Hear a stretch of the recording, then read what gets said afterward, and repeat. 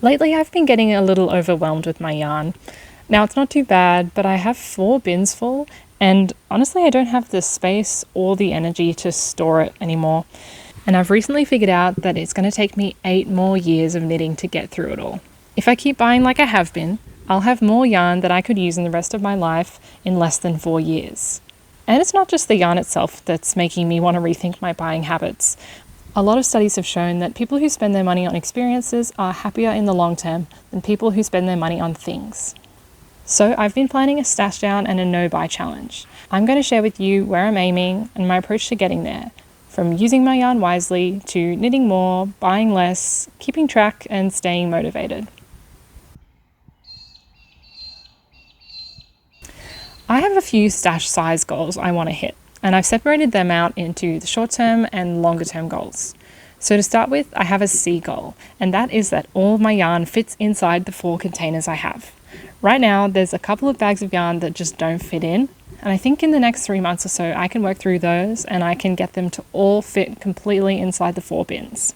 My B goal would be going from 4 bins to 3 bins of yarn. I think that's possible in the next year, honestly. It would require probably selling and donating a little bit though. And finally, my A goal, which is a stretch goal for this year, and it's probably where I want to end up ultimately, would be having 2 bins of yarn in total. In my mind, that's a nice reasonable amount, and it's a good balance between still easy to store, but also it gives you enough space to have variety in your collection. So my approach to using my yarn wisely was to take a look at all the yarns I have and pair them up with patterns that I want to knit that I've stored in my favorites list on Ravelry. I started with my largest quantities of yarn and I looked at the meterage that I have, and then I paired that with a pattern that uses just about that meterage. That way I'm not going to be left over with a lot of excess yarn, but that's not enough to make a garment with. In some cases where I had heaps of yarn, I was able to actually plan to make 2 items out of 1 type of yarn, but I still made sure that I was using up as much as I could of that meterage. By doing this, I was actually able to avoid accidentally making 2 things out of the same yarn that are really similar, like 2 fluffy grey cardigans. So I take that pattern and the yarn that I picked and I put them into my queue in Ravelry. And then I'm able to filter my stash by things that are not already queued, and I can rinse and repeat. I ended up working through about 2/3 of my yarn stash this way, and a lot of the projects and yarn combinations that I picked, I put in my annual knitting plans video. Another benefit of doing this ahead of time is that I'm actually able to picture what I'm going to get out of the year all at once, and it means that I'm able to make sure that I like the collection that I'll end up with in terms of the balance of colours and the balance of styles, and I was able to make a few tweaks and changes now ahead of time before I've actually knit anything. Some additional principles I kept in mind when I was pairing up yarns was to keep the patterns varied so I don't end up with a bunch of things that are really, really similar back to back. That way, if I get tired of knitting a stockinette project, I can just switch to one of my lace projects or my cable projects, and that way I'm not tempted to get off track. I also picked out a few scrap-friendly patterns for later in the year. I already have some yarns that are just too small to make an entire project with, but I also know that I'm going to end up with even more throughout the year. So I've got a couple things in mind that I plan to use up my scraps on at the end of the year. Now, I also chose not to categorize my sock yarns with sock patterns. I think this would be a nice opportunity for me to get creative and do whatever I feel like as I go along. And honestly, it would take so much time to pair them all up that I think I could just better use that time knitting.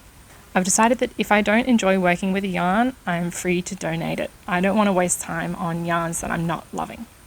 And for me, the space that my yarn stash is taking up is more of a driver than the money I've been spending on the yarns. I buy most of my yarn secondhand, so this year, the money that I'm going to save from buying yarn, I want to put towards patterns. I think if spending the money on patterns means I'm going to be more excited to knit something, that's worth it. While I don't want to turn my knitting into a competition or make it stressful for myself, I do think I'd like to pick up the pace a little bit.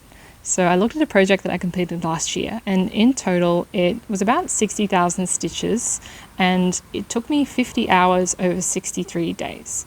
So when you break that down, that's 48 minutes of knitting a day and about 20 stitches per minute, but that does include going back and fixing mistakes, and also it includes the time it took me to weave in ends and everything else. When I got to Christmas gift knitting, I actually set myself a goal of knitting 1 hour a day, and I found that really doable. So I think I'd like to set a minimum daily knitting time of 1 hour a day for this year.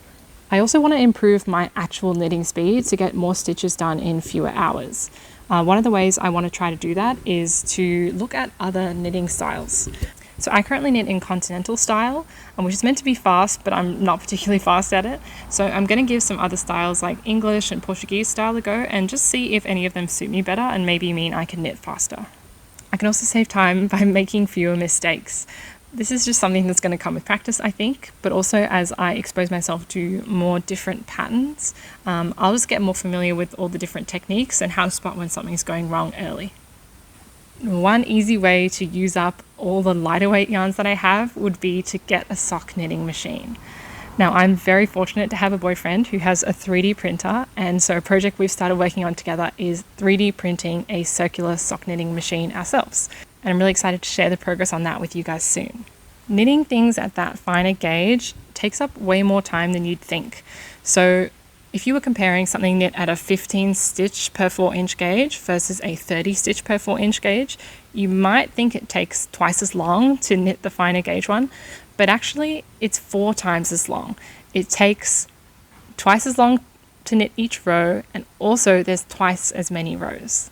So a 4x4 inch square at 15 stitches per inch would be about 5,400 stitches total, whereas a 4-inch by 4-inch square knit at 30 stitches per inch would be about 21,600 stitches. So that's about 4 times as long, since all stitches take the same amount of time to knit, whether they're big or small. If I can use all of these techniques combined to improve my knitting output by about 50%, then that would bring down the time it would take me to knit through my stash from 8 years to 5.5 years. A no-buy challenge is at the heart of this. No matter how much I knit, if I'm bringing yarn into my stash, I'm either slowing down my progress, stalling it, or reversing it entirely. So for the rest of the year, I will not be buying any yarn. I do have one exception, and that is on trips.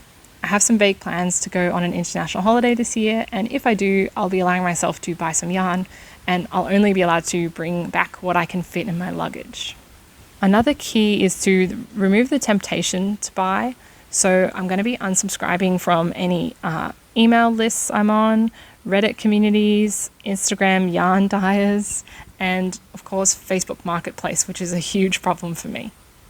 On a similar vein, I'm going to be really limiting my op shopping, as last year that's where I bought a majority of my yarn, and the less time I spend there, the less likely I'm going to be tempted to buy anything. This no-buy also extends to knittable items. I won't be buying any ready-to-wear items like beanies, scarves, or jumpers that I could have knit myself. Instead of focusing on my progress in terms of one specific metric like grams or meters used or skeins used or projects completed, I think I'm going to stick to this visual of how many more years would it take me to knit through my stash. I think seeing that number reduce is going to be really motivating to me, and also I like the visual aspect of it. This is also going to take into account any increases I make in the speed at which I knit. And as a treat for sticking to the plan, for reaching my first goal of making all of my yarn fit neatly inside 4 boxes, I'm going to be buying myself a Yarn Swift. It's something that I don't already own, so you can picture me winding up my balls of yarn crouched on the ground in my living room and wrapping the yarn around my knees. It's slow, it's ineffective, so a Yarn Swift is going to make a huge difference and actually speed up my knitting time.